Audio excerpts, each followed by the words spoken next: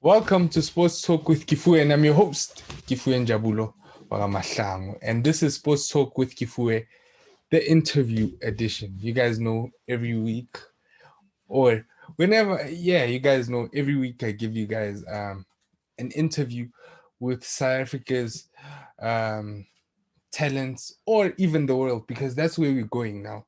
Going into the world, that's where we're aiming, guys. We're gonna go to the world, and throughout the world, I'm gonna bring you guys people that are involved in sports. I'm gonna bring you whoever's playing, players, managers, agents. I want you guys to get the full picture, like how people, and to get to know these people as well.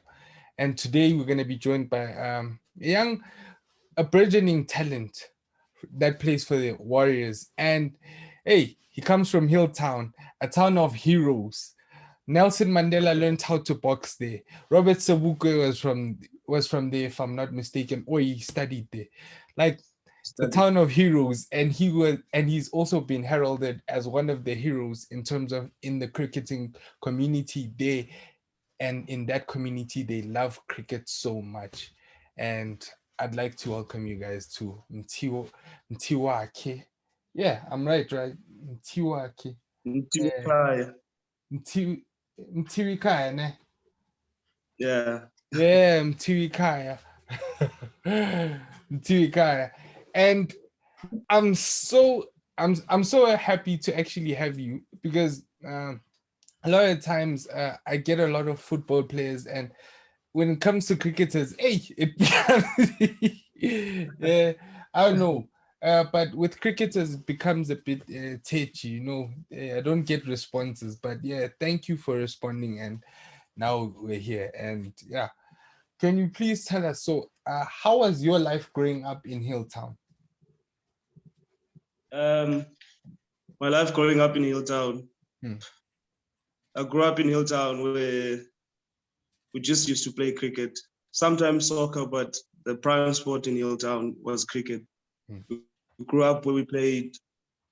There was a place where we grew up playing at a small ground where we used to play the whole day, and that's how basically we grew up. We grew up playing cricket, looking after our family's livestock. So basically, we grew up as a community, as friends. The whole community was friends with each other because we'd play cricket, we'd go look after livestock, same time, all of us at the same time. So basically, I grew up there, and growing up in Hilltown was nice because the people are loving, they love cricket, and basically that's where I got my love for cricket. Yeah. Also, you guys were living that life like in that advert. Nancy Pokwezam. Yeah, but yeah, herding. So, how did you balance the herding and school? Like, because I know obviously you've got to herd, you've got to help out at home. So, how did you balance those two things? Heading for us was not the hectic heading where you go stay out in the fields with the sheep. We used to basically sheep. They get into a routine when around 4 they will be right around the houses. Oh. So around that time, that's when you've been playing cricket. Maybe you came back from school and straight to cricket, and you would come back by. The only way that you would come back is because you know you had to go head your sheep in, and then you could start doing schoolwork after that. But I felt that cricket came before schoolwork to many of us. But that's how it is for a lot of people. Sports is an important what's this?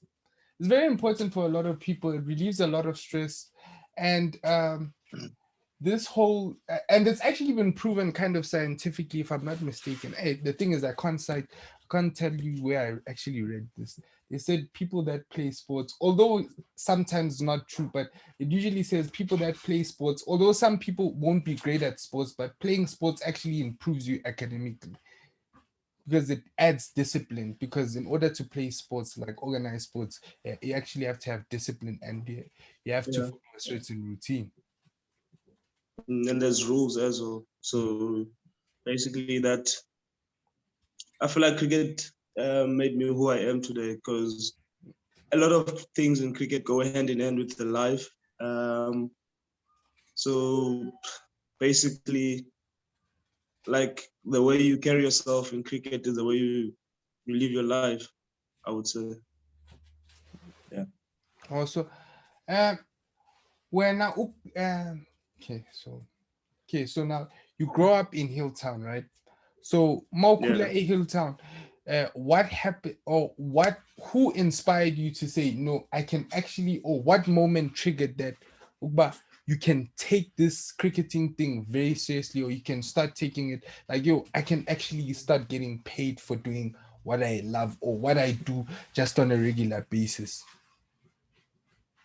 At the beginning, it was never about getting a living of cricket. At the beginning, it was because I come from Hilltown. In Hilltown, there's a huge tournament that they call Ingumbela tournament.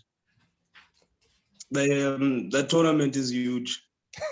Um, you would like watch the tournament and you would like feel yourself like you would wanna be there. Mm, So basically, at the start, I just wanted to play in the Ngumbela final with my village. mm, Um, until then, where I was finished with school, I had to go to Cape Town for school. So then in Cape Town, I tried a few clubs. I did everything I could do before I got any recognition. I tried most clubs and I got academy call up, if I would say. And then from then on, it was straight to the Cobras. So when you kept on trying with these academies and you kept on getting rejected, how did it make you feel? Because rejection for some people, it as people were different. Like rejection for some people, one rejection often shatters them. But what kept you going? It was not actually rejection, but it was just a matter of when I got to Cape Town, I didn't have a club, so I was looking for a club to play for. So I was basically looking for a club with the environment that I think I could have prospered in. Mm. So a lot of teams wanted to have me because the fact is I'm a black and I'm a bowler. So most teams in Cape Town would love a black bowler in a way, I would say. Or to add that quota, So yeah. So um, I chose Monroe's and I chose the right choice, and I played academy cricket from academy cricket into semi-pro cricket. From semi-pro, I played for the Cobras. hey, here this guy, Yana has been wanted left and right and center. Here am I. Can I get an interview? Can I get an interview? I'm like, ah, hey. Yeah, but it's a nice thing that you first did this out of passion and it kept on growing, and Mm. it's progression. You learned the discipline. But were there any hard times, or were there any times where you thought, no, I should give up at this moment, or like, nah, this is starting to become too difficult? Did you ever come across that moment where you felt like you were at a crossroads, you didn't know whether to continue or to stop and to go and do something else? That's when I went to Cape Town. When I went to Cape Town, I went to go study because I thought the road has ended. What were you studying? Because I studied sports management. Oh. So I went to Cape Town based on the fact that I'm just going to go study and I'll play cricket on the side. Mm. Um, because in our system, we're having a system change now. But in our system, if you didn't play under 19 cricket, that's where under 19 cricket, I feel co-quick cricket. That's where I know. most players they showcase their skill and get selected into academy sides. So I didn't play co-quick cricket because my school wasn't. I studied in a town school. So my school was in the middle of Eastern Province or border. So we never used to go to any higher honors trials. So from then on, I thought I don't know how to make it if I don't get to co-quick cricket, and then I get seen on co-quick under 19 cricket. That was a step. That's when I feel everyone is seen under 19 cricket, and then they choose you into the different teams. So I didn't play that cricket. So I thought after matric, that's me. That's my cricket done. I'll just play club cricket in Cape Town and I'll study during the week. But then it changed very quickly when I got to Cape Town. Did you ever think that you'd be where you are?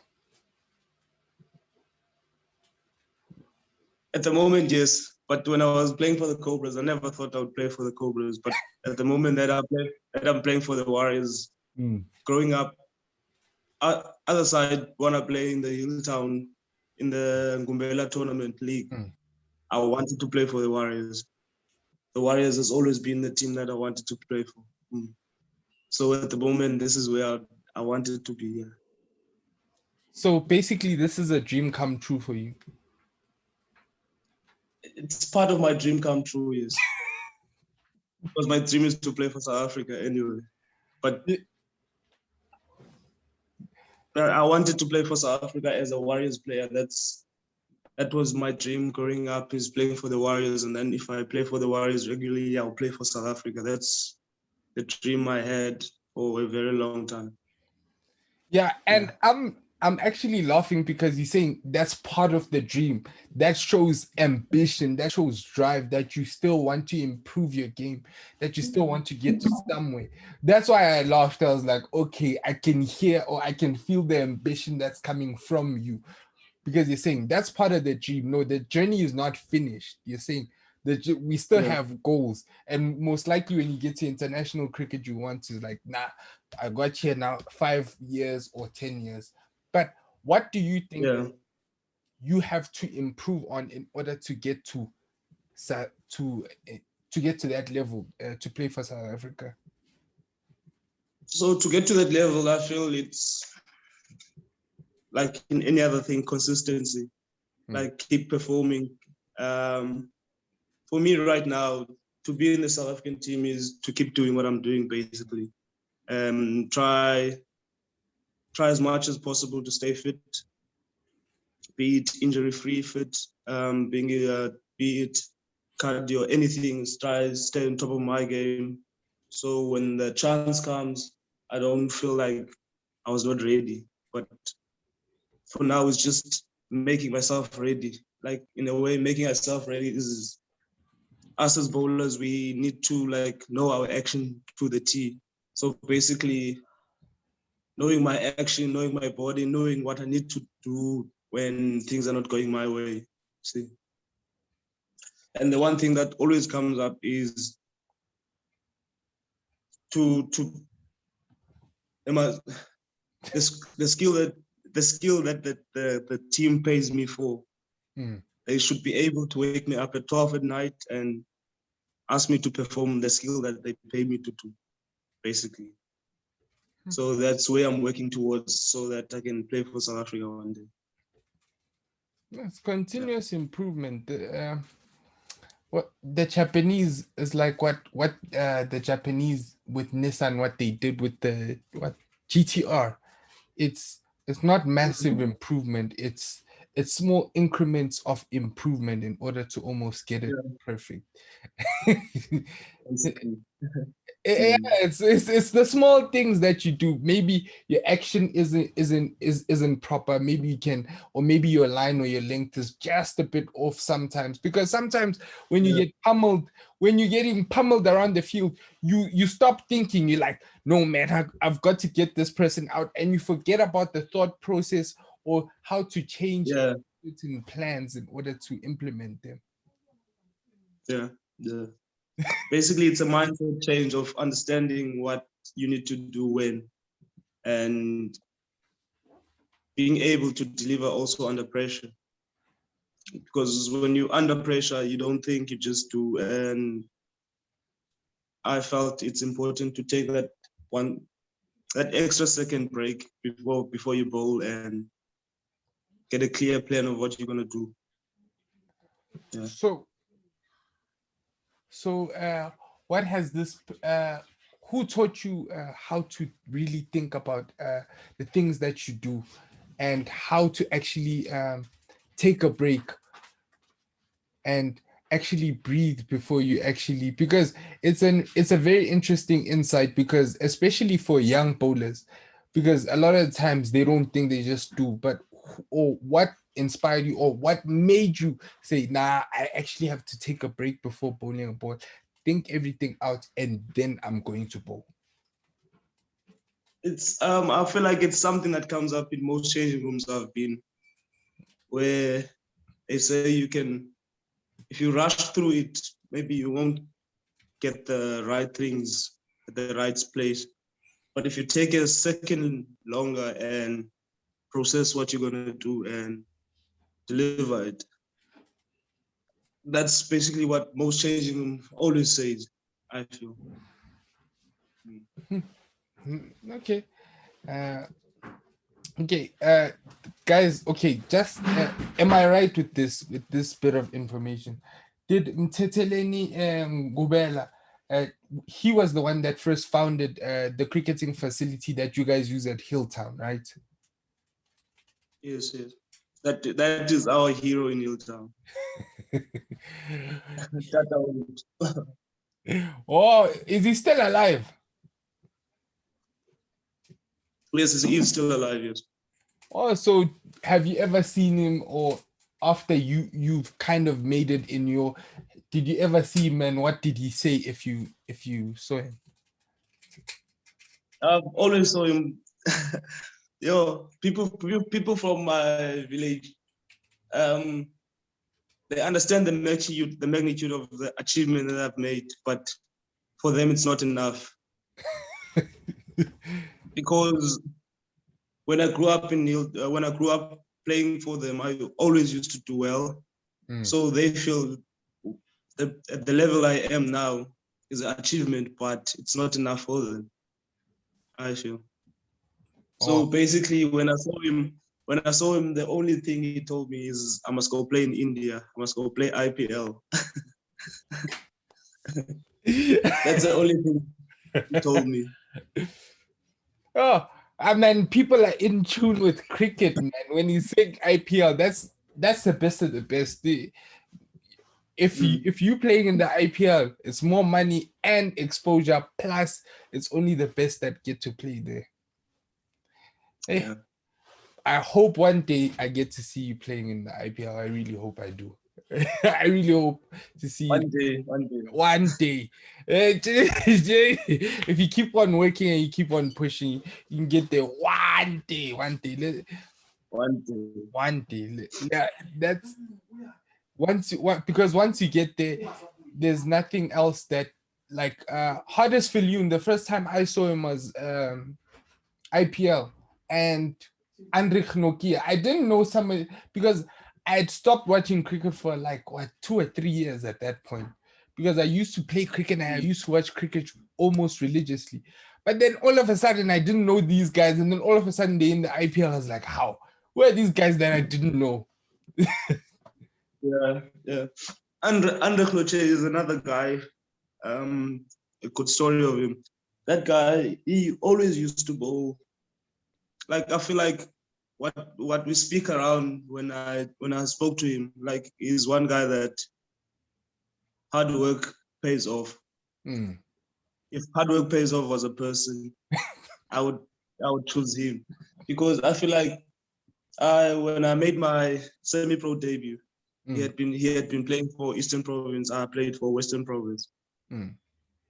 And the guy was not as good as he is now, but the way he worked I saw him for 4 days, but the way he carried himself, he worked, and like out of nowhere, he started bowling 150.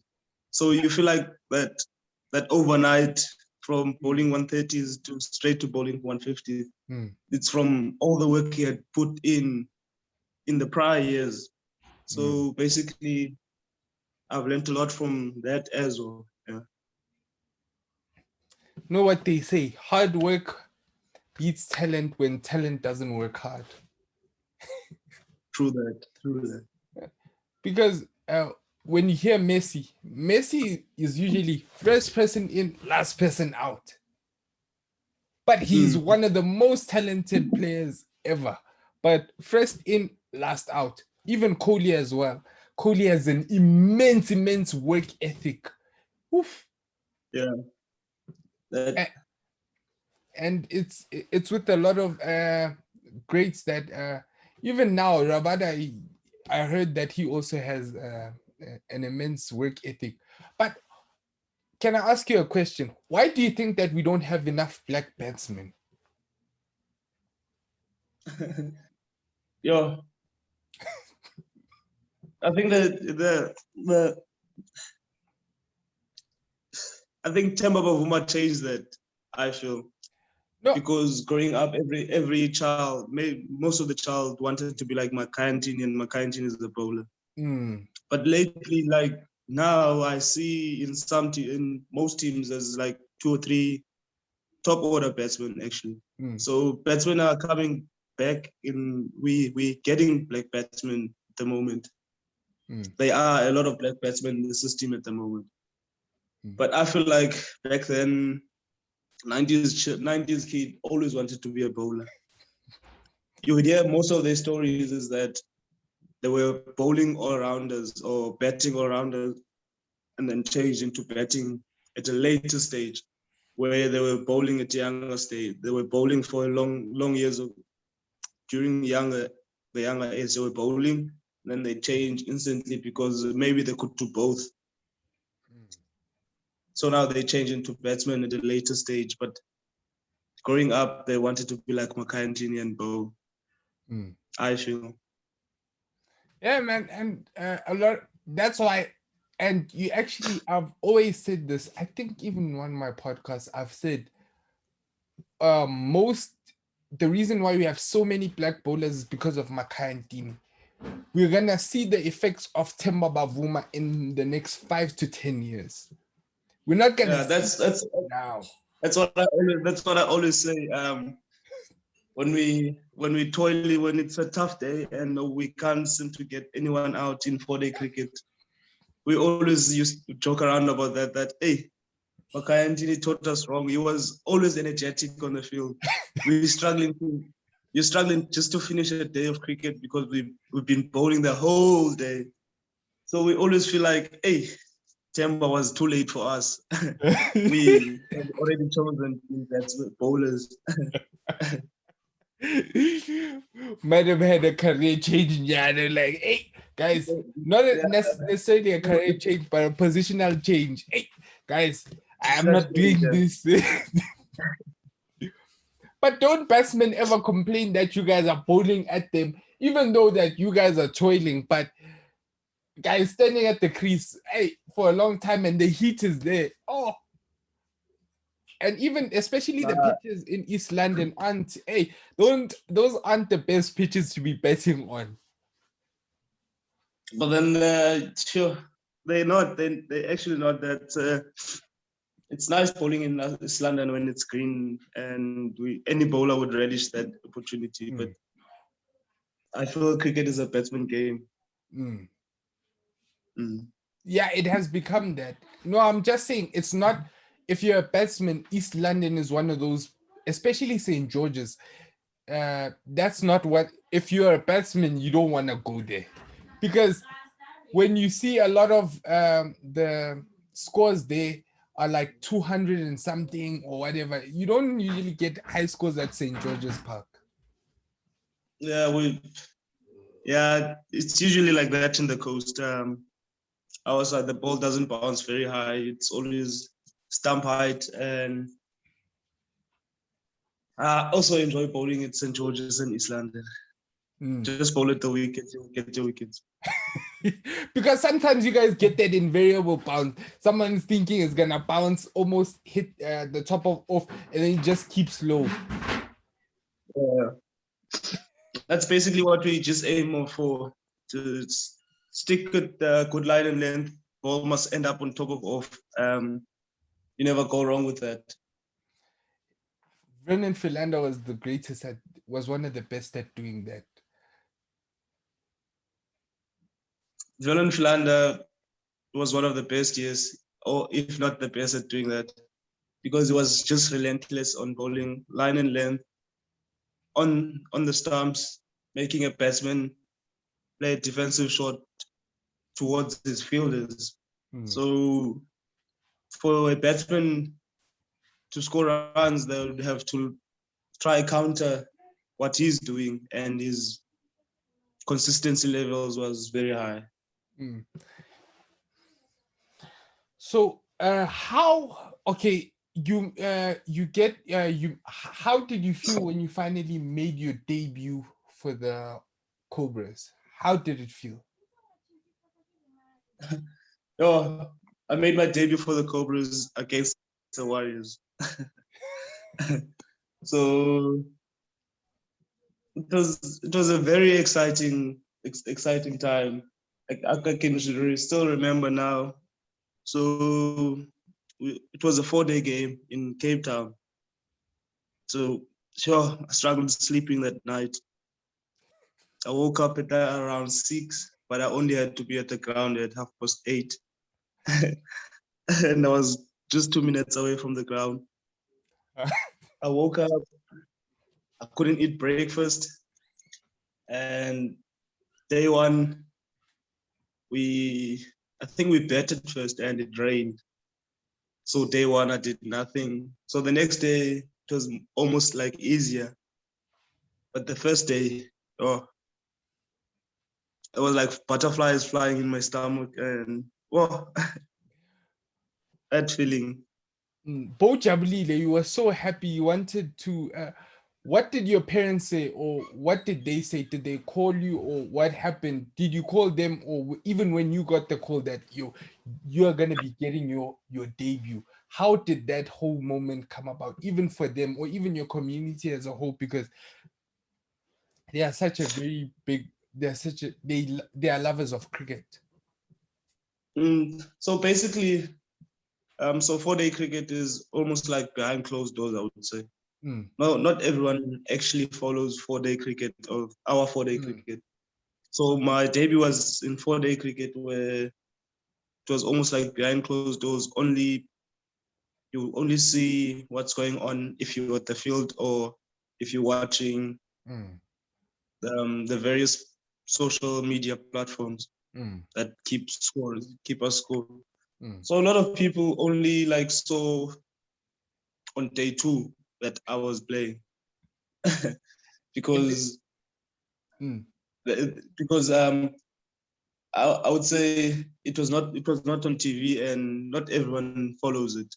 So only in day 2 a lot of people saw that. But day before the game, I called my mom, I called my dad. I called them separately, but they're in the same house. That's how excited I was. I was very excited, and I'm very grateful for that opportunity. I was very excited, yeah. Yeah, and you mentioned that yeah, you were very excited. And you mentioned that you lived with your father. So how was your relationship with him growing up, and how was he involved in your career?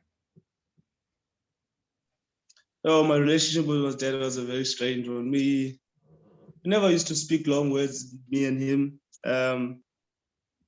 At stages when I played cricket, he would never tell me he was gonna come watch, but he would never tell me when he's leaving or anything. But I would be playing, and I would see that my dad's here, and he won't say a word. He would just watch, and would speak about it when we get home, but not for long, but just how it was, what I could, because my dad knew cricket, so how I could improve, and basically it was only a few little things from my dad, not a lot. Just keep your patience in bowling. You want to get everyone out. That's what he always used to tell me. Just don't think you're gonna get everyone out. Just bowl at off stumps. Small things he always used to tell me.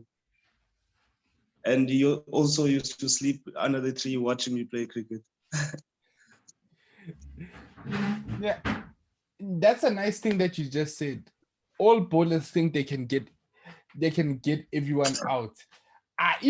Yeah. Okay, I never got to the levels that you guys, even when I was playing in primary. I always used to think, and I was a wicket keeper, so sometimes when, let's say I wanted to bowl, I'd Mm. give the gloves and the pads to someone else, and Yeah. now I'm gonna try and Let, get let me people show you. out. Let me show you. I'm gonna get them out. Yeah, because I always used to give everyone advice. Yo, bowl here. This is the line that you should be bowling. I feel as a wicket keeper, you can see everything better because you can see this person's batting action and you can actually see Yeah. where the chinks in their armor are. Yeah. You can always see that. I feel um, keepers. I've always been a good friend with keepers because I tend to like tell them, like, you've seen me bowl when I'm bowling nicely, and you've seen me bowl when I'm bowling not so great. Mm, So just shout what you see in my action, because my action is always the thing that lets me down. mm. So I'd always like just shout what you see in my action, and then I'll just Try to acknowledge correct. and try to correct if you say something. Mm. Yeah, and well, oh, what I was gonna say is when you were talking about your father, you're like, hey, he'd sleep under the tree. Hey, you're better. My father was like, dude, this is what you should be doing once or twice. I think it was like once or twice. My father, when he saw me play like once, that was it. Yeah. But he was like, okay, but it was football. It was like, pass. My father was actually shouting, like, pass and move, pass and move. I was like, this guy, I need to rest. At least your father knew. Let me let me be patient a bit. But okay, so going on, and then how did it feel getting your first fifer versus the Dolphins? Oh, sure, that feeling of getting a five, because I've got like 10 forfers. I've been at, I can't get to that five. I can't get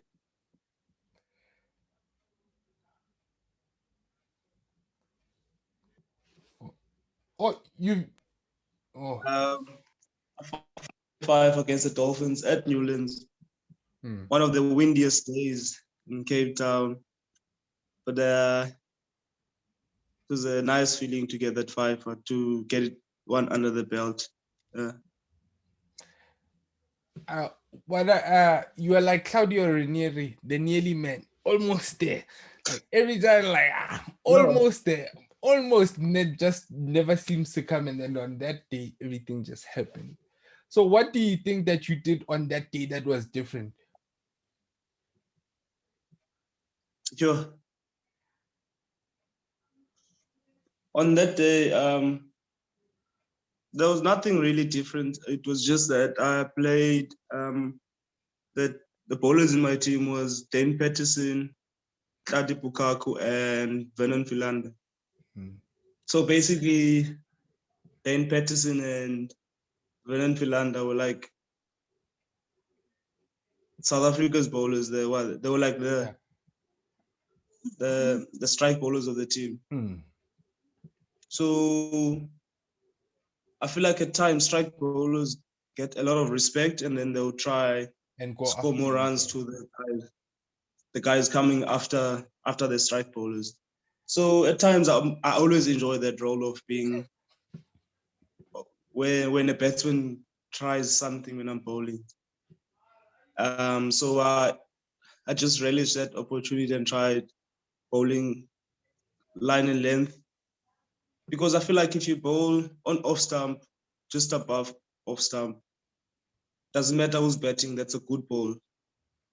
So if you try get your balls on and around that channel. where you want them to be, yeah, on and around that channel, it's generally a good ball if it's on and around that channel. So I feel the more balls you put in that spot, the more chances of wickets you get. So basically that day I was more consistent than most other days. Yeah, thank you. That's a very honest answer. So, do you think that we have a chance of getting out of the group stages in the World Cup? I think so. For me, I think so. I think so because I feel like South Africa at the moment, most position that's the best players in South Africa in most positions of our of our national team. What they have there is the best in South Africa, so we can just be behind them, and I feel on their day they can take on anyone. you see, that's the Yeah. problem on the day. The thing is, we have a problem. Whenever we need it to be our day, it's never at a major tournament.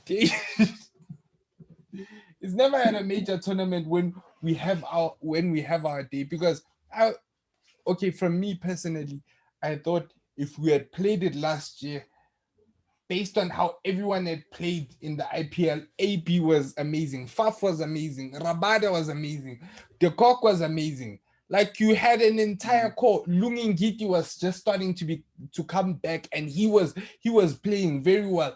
Tahir, if I'm not, yeah, last year he was playing very well. So you had a lot of people that had actually played very well in the IPL. So Yeah.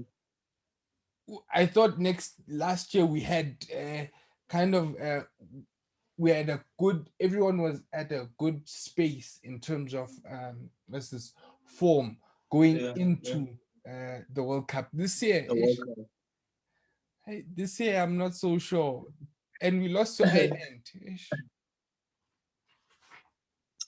I I feel like the loss to Ireland was based on they're still looking for more options.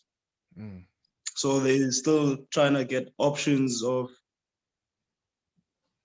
our opening pair options, who comes at number 3, who comes number 4. They're still looking for that. I feel the bowling is almost like you can almost say who's going to play for in the bowlers, mm, because the bowlers have been doing their job mm, on a very high standard. So I feel like the bowlers, you can almost see it's the betting where you don't know who will bet where. So mm. we're still looking for that. I feel they're still looking for that combination of who will bet where in our team, because we have the quality. I feel we have the quality. Yeah. And I forgot to mention Anrich Nortje last season. His partnership with Rabada was something else. Oof. Sure. In the IPL, it was something else. The reason the what's this Delhi Capitals went as far as they went was because of them too. Their bowling was Yeah. so amazing, because Nokia, a lot of people wouldn't go after him. And then when they go at Rabada later on, Rabada would take wickets. Or Nokia's pace and bounce would just be at the top of, and he'd just be an awkward customer to handle. He just keep things tidy, and then Rabada would just come in. And people usually think they can take Rabada on, even though he bowls it at 150. But yeah, Yeah, but yeah, I feel like Andrich as well. He makes his game plan very easy. That he's just gonna bowl fast. So that's a luxury of bowling 150. Yeah. yeah. So, have you ever spoken to Sean Pollock or uh, Um. We Olonwabo. had a Zoom meeting with Sean Pollock. No, we had a Zoom meeting with Sean Pollock a few weeks back. I haven't spoken to Lonwabo. Well, what did Sean say, especially to you guys, almost because your pace is almost similar and how you should actually control? Because he wasn't the fastest person in the world by no stretch of the imagination, but the amount of control over the ball that he had. For him, it was just about drilling the small stuff. Drill your small stuff, drill your action. You must close your eyes and be able to bowl that ball at top of off. He was actually the guy who came up with the your stock ball. They must wake you up at 12 o'clock and you can still bowl at top of off. So basically, what he says, it's more about consistency, being consistent with your action. So have you worked on any Yorkers? I work a lot on Yorkers. But then at the moment it's just action, drilling your action, and then when you feel like your action is there, then you can branch out and look for Yorkers, slower balls, and all of that. Yeah, because especially for fast medium, you guys actually in the T20 game, you guys are going to be vital. Look at Natarajan. He has so much control of his death ball. He's not very fast at all, but the control that he has, he bowls whatever he wants at will. I think that's the advantage of you guys not bowling very quickly, is because you guys get to have more control. Because a person like Rabada, what I'd say is his one chink in his armor is because he bowls it too fast. He bowls it too fast and he loses control. He no longer has control over what he's doing. I feel the quicker bowlers still have control. It's just that when they get it slightly wrong, it just flies off the bat because it's very fast. So fast bowlers definitely have control, but it's just that when they're slightly out of line, that's when it goes. So maybe as a medium pacer, it's slightly out of line, but then a batsman plays before the ball or something happens. So it's basically the little things that you just hope they're your way in the game. And I feel the Yorker is a very, very important skill to have as well, because you just take out all options of scoring. Yeah. It's the best ball to ever bowl in any when you're under pressure. If you can bowl a Yorker when you're under pressure at will. Charles Langerfeld was our best bowler when it came to control, and he wasn't a fast bowler. So I think we need to bring in more medium pacers in South Africa, and especially medium pacers that are all rounders. Because when we were at our best, we had Jack Gallis and we had Sean Pollock. Yeah. Both all rounders. But no, I feel like that all rounder can be a medium pacer, but most bowlers, like there's no bowler who wanna stay at medium pace. Everyone wants to bowl fast, because if you bowl fast on a good, like if you bowl fast and control, then, for example, let's look at the Pakistani bowler at the moment, the 21-year-old Shaheen Shah Afridi. He's bowling very fast on a very good length. So basically, if you can get both, that's where we all aiming at, is getting both with consistency. And Jofra Archer is another one. He's got speed and control. Yeah, Jofra Archer looks like he's not bowling fast. Yeah. I was so surprised when I saw him bowl. I was like, hey, this dude, he has so much control over the ball and he's bowling it almost at 150 clicks. And like, what? It's so with you and growing up, so you didn't have, I saw when I was reading on certain things, you're like, hey guys, we didn't have super sports, so my heroes were people like, was my cousin, if I'm not mistaken.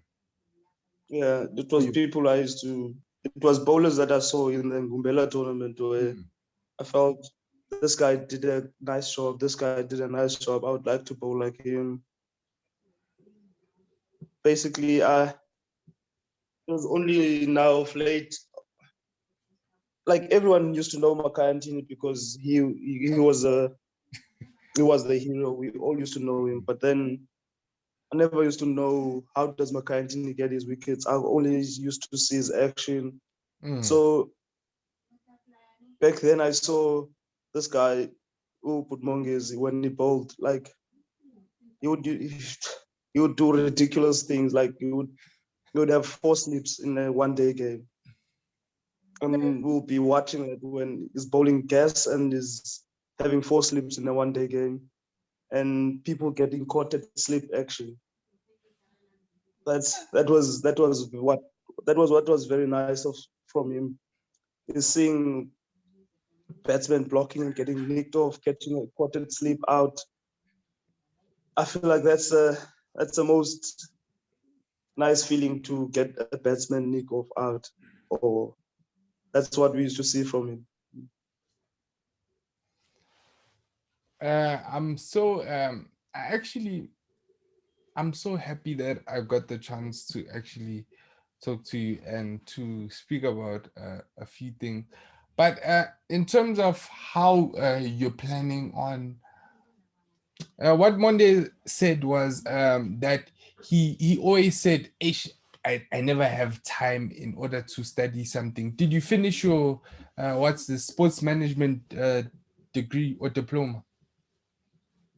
I didn't get to finish it as well because when I got to Cape Town, the first 2 years I studied. First year, things happened very quickly for me in Cape Town because I got to Cape Town in the same year I played academy cricket.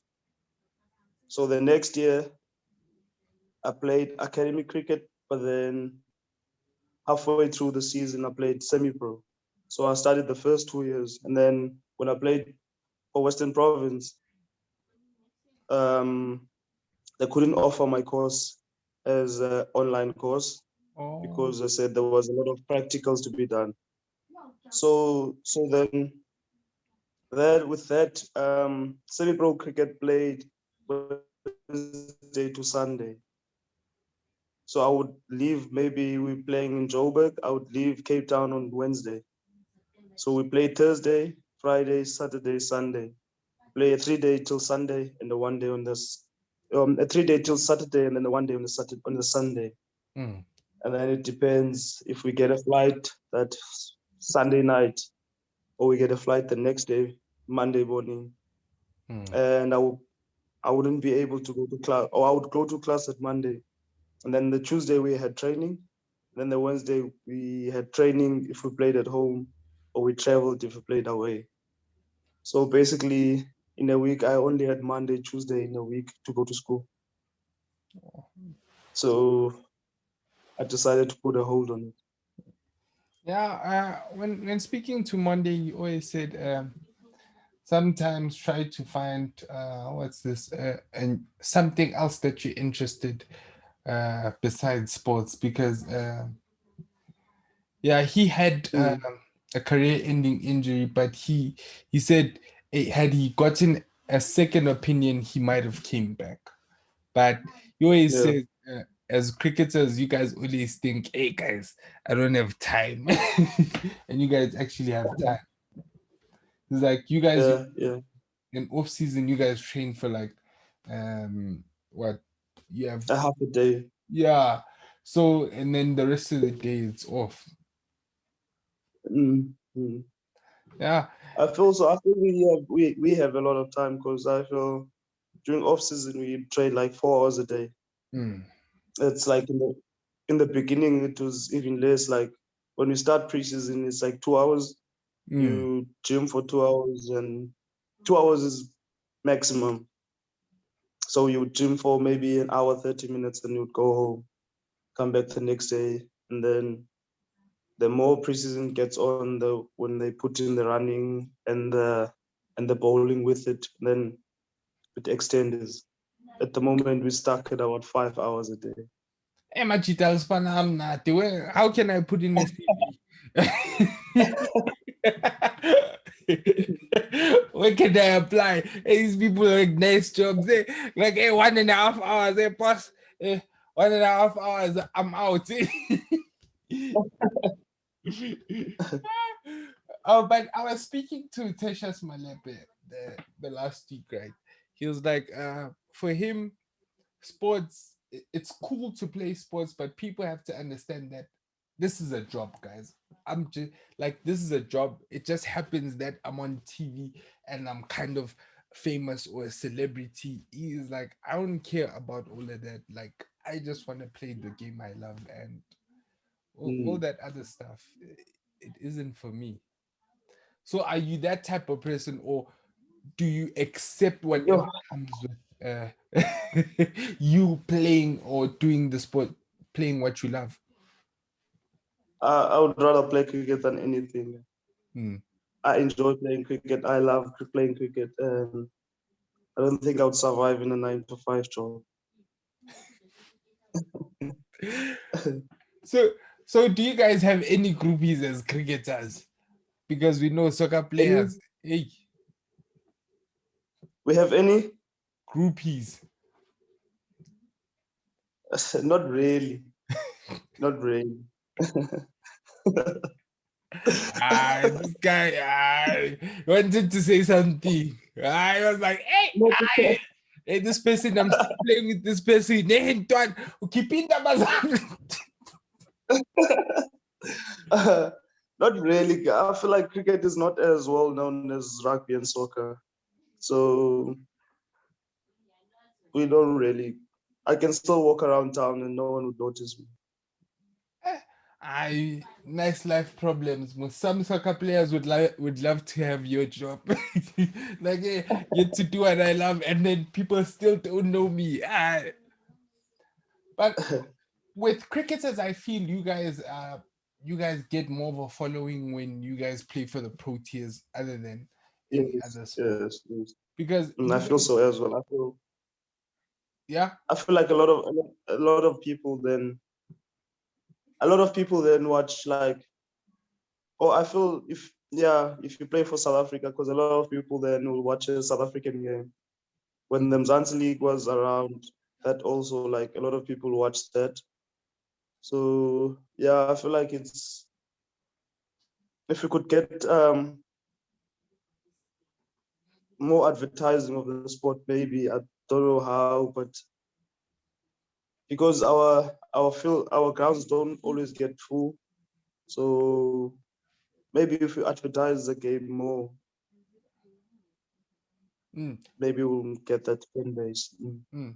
Yeah, you're saying what I actually said this once. I was like, DSTV should have a free to air channel that they can stop having these squabbles with what's this with SABC. Free to air channel where Mm. they put in where they hoy in some of the content that they won't use. Like these some of these cricket games, like so that everyone can watch, so that everyone can be invested. You don't have to show us every cricket game, but some cricket games, so that you can start gaining what a fan base. Because sometimes you're taking a small loss now for a bigger return at the end. And the other thing is, so, cricket is not on compact, Mm. DSTV compact. You must have the premium to watch cricket. Yeah, that's why I'm saying. So that also plays a massive role. Mm, Because I also, when I grow up, we always had a compact at home. mm, So I feel that is also one of the reasons that we're not well watched. I feel. mm. No, now I'm saying free to air. when you have a free-to-air channel, everyone in South Africa can watch. Like with Mzansi League, you guys were on SABC. It was free to air, so everyone can watch. So now it started gaining traction because everyone can watch. As soon as not everyone can watch or some people can watch, then you kind of you get popular nyana, or because now what's needed is for cricket to almost always be in front of people's eyes, because a lot of people can't watch football every time, or on a lot of free to air channels they can't watch football live. But if you can start bringing in homegrown cricket, a bit of it live to them on free to air, then people are gonna be inclined to like, oh, let me watch this, this is a bit interesting, and then from there the game grows. It's about taking the small losses now to get the bigger wins in the end. Yeah, but I get it. Also on compact, if they actually want to keep people that give, but they do give us a few games on compact. You get them here and there, but you can't watch everything. Obviously, we don't get local games. We get you get some local games, but also you get some what's this, international games, like now was playing West Indies was live. Pakistan. Yeah, it was live. Nice. So, hey, oh, so you've been watching. I've been watching it. Yeah. But what do you think our chances are? Can South Africa finally break the chokers tag this time? Yeah. It's gonna be a tough one because most teams are playing well as well. So we will have to be at our best to actually win this World Cup, because I feel like most teams are at the prime, and they've got teams already have got their teams where we're still searching. I feel it will be. I don't think we can win this, but if we actually gel together, we could. But they're still searching for that starting 11. Yes, say it how. No, we're not gonna win because we're still searching. It feels like you're tiptoeing, chief. Don't be a diplomat. You're not saying they're not good enough. We're still trying to find our feet, and that's okay. It's kind of not okay, but it's okay for you to be honest and say, no, we're still trying to find our feet. I don't think we can win, and that's fine. If they prove us wrong and win, yeah, I'll be the happiest person. To be honest, I hope they prove me. But do I think that they'll do it? No. I hope they prove you wrong. Yes. We hope, guys, we hope that CSA and the Proteas prove us wrong. But ish, guys, I hope, guys, please do the right things, guys. But yeah, bowling attack, as you said, on point. Problem is the batting lineup. There's no one we can trust to get us runs. I remember back in the day, or even in any format, you had Jacques, AB, and then you had Hashim. You had three world-class batsmen following each other. When you got one out, another one is coming. You get one out, another one is coming. And then you had too many that can give you those 50s or those 60s. You had Graham at the top that can give you a 50 or 100 and odd one.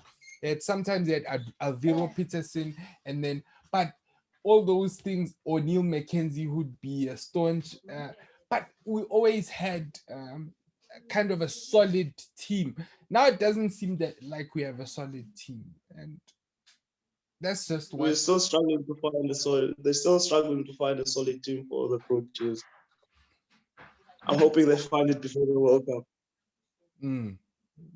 I hope they find their form in the series they're taking on in Sri Lanka, where they'll actually get more combinations and we can go to the World Cup confident. I feel that's one of the other thing. If you go there confident, rather than going there still searching. How do you feel about Yeah. Kyle Verreynne as a batsman? Yo, that guy is good. Yo, that guy is good. He's a very good batsman. Yeah. No, I saw him. I think his debut wasn't this year. It was that other year when we were really struggling. It was him and I think Malan.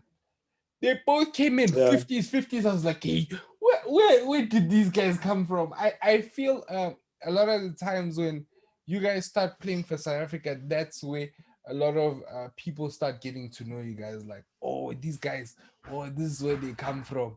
They don't know. yeah, You guys aren't like, oh, this person is actually good, but it's going to take him time to be actually fully played into the team, and as it should. uh Unlike Rabada immediately from the first moment it happened, he was straight into the team, and everything for Rabada yeah. happened. Steyn was injured, Mokel was injured, I think Philander was also injured, or Philander was there, I think Mokel was injured, Steyn was injured, and then he was there. Mm. Everything And he almost was, mm, and he was at, he came out of high school. I feel that's always one in a million that you get a kid straight from high school and into international cricket and still perform. I feel that's once in a while. That mm, it doesn't happen very often. Sometimes you just I have don't to think. grind. But sometimes the grind is what's needed. They say an overnight success takes 10 years or 10,000 hours of work. People don't see an overnight success usually takes like 5 years, but people only start seeing once you blow up. No one ever sees the heartache, No the one long ever says nights, that. the doubts that you have to face, and all of a sudden Mm, when you blow up, everyone's like saying, this just happened, G. Like, no, we've been working at this. yeah. So yeah, that's all I was saying. And Tesha's always told me, okay, what he told me and what I'm trying to live by is hard work, dedication, and patience. Yeah, I don't have patience. Right? My parents didn't name me patience. I lack that thing. Um, Thank you so much, Nti, for your time and availing yourself to me and to talk to you and to have a chat about all things that are you and that are about cricket. And yeah, I know I woke you up. Ish. Hey, No, I set my alarm for 10 to. I set my oh, alarm. Yeah. you see, guys, I told you. These people have nice jobs. I told you. Guys, I need to put in my CV and be a cricketer. Guys. CV, Nyana. Man, you fuck up my Bro, CV. at the moment, you can't. Yo, I can't go even go cook. I'm so tired. Yo. Guys, CVs, guys. These cricket players need to Yo. pick us up so that we can get CVs so that, guys, 5 hours and then I'm done. But just joking, guys. The physical, I mean, this is just a joke, guys. It's a lot of hard work when you start doing 5 hours, the amount of work and the running most likely Yeah. that will put you guys through. And then you have to keep on bowling, most likely you bowl for a very long time, man. Yeah, you must run when you told to run, and then you must run when you're bowling. So that's the tough one. That. Mm. Yeah, but hey, guys, CV for preseason you create. So I found and then he says you'll hook us up. Thank you so much for your time. Okay, before we leave, Ked, okay, I know on Instagram I have your handle. You will you send it your Twitter one to me through DM, or do you have So Twitter? I'm not on Twitter. I'm not on Twitter. Oh, so yeah, guys, I'll just Yeah. tag him, and then yeah, I'll just tag him so you guys can also follow him. And then, but anyway, I'll leave it in the description below if you guys really want to follow him. Yeah. And guys, thank you, Mti, for so much. Thank you so much for your time. And it's been a blast, man. Cracked a few jokes yeah, now one. And was such a great conversation. We got to speak about everything and almost anything that we wanted to speak about pertaining the sports. And it's all about conversations. You guys know that I always bring you great conversations. That's all. That's all we need to have. Start need to know these people, right? Getting to know them, because it's all fine and well knowing that this person does that, but do we really know? Or even though now you're not gonna know the person, you can't just say, "Hey, I watched 40 minutes. I with Kifu, and now I know T, know his whole life story." No, Almazi, just like 40. That's why she did interview, but getting to know a person's story a bit more and getting to know them and a bit more of how they think. And yeah, guys, it's been a great one, and we're gonna keep on bringing you guys these interviews because that's my whole point. Is the reason why I started this whole thing was so that if anyone wanted interview of any South African player or anyone, you can actually see them. Our problem in South Africa is if you go on YouTube, you can't find most of these interviews. They're never there. In America, if you search people's interviews, they're usually there. So that's another part of our marketing that we're not doing very well in South Africa, because people need to be attached to you and your story in order for them to follow you. That's something that we're Yeah. failing to do as a country, because we people don't fall in love with the sport. We fall in love with people and their stories. We hope that they become great. That's all sports is, to show you that anything is possible. I mean, a guy from a rural place coming and finally playing the sport he loves, and he's halfway, or let's say he's 40% there to his dream. He's reached some of his goals that he's wanted to achieve, and now he still wants to go and achieve more. That's, for me, that this is all this is fun. This is what we should always have in South Africa. Interviews or conversations where people start getting to know the people that are our sports stars and can have access to these interviews at any time of their will. Thank you so much, MT, for your time. And this has been Sports Talk with Kifwe, the interview edition. Thank you guys so much. It's a Ciao. pleasure, my guy. Thank you, Ciao. man, so much for your time.